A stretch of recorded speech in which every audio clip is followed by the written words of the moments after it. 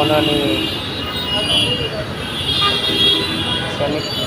সৈনিক ক্লাবের ওভারব্রিজের চিত্র। এখানে অনেক যানজট। আজ সোমবার।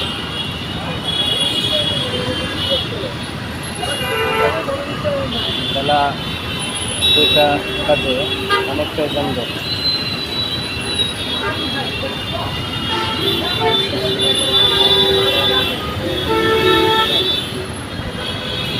ছাত্র সমাজরা ট্রাফিকের দায়িত্ব পালন করে সব যানজট ক্লিয়ার করার জন্য চেষ্টা করছে।